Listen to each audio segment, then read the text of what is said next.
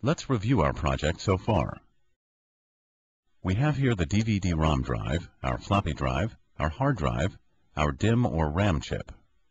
Here are the cards, the AGP or video card, the network card or modem card, and the sound card.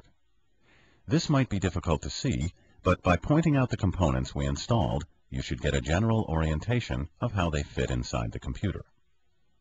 Before we complete the assembly of our system, we have to install the temperature sensor, but first it is important we talk about configuring your motherboard. Our motherboard we have chosen for this project is jumperless. That means we do not have to set any jumpers on the board to configure it. We will configure our motherboard through the BIOS, or built-in software, when we start the computer for the first time. It is very important that you set your jumper settings if your motherboard is not jumperless. If you do not have a jumperless motherboard, now is the time you should consult your manual and follow the directions for configuring it. You will want to configure your board so it is set properly for the CPU you have before you turn it on, or you may cause damage to the processor. Now let's finish up by installing the temperature sensor. This is where I'll insert the connector for the temperature sensor cable.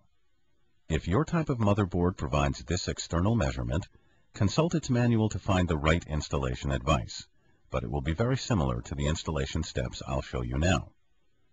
After I plug the connector to the motherboard, I have to attach the temperature sensor, you see here at the end of the cable, to the metal heatsink of the CPU.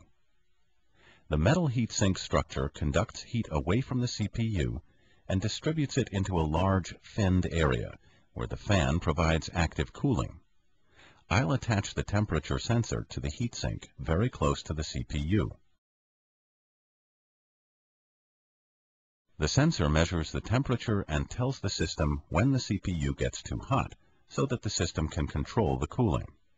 Installing this is very simple. I'll tape it right next to the CPU on the metal heatsink to get a good temperature reading.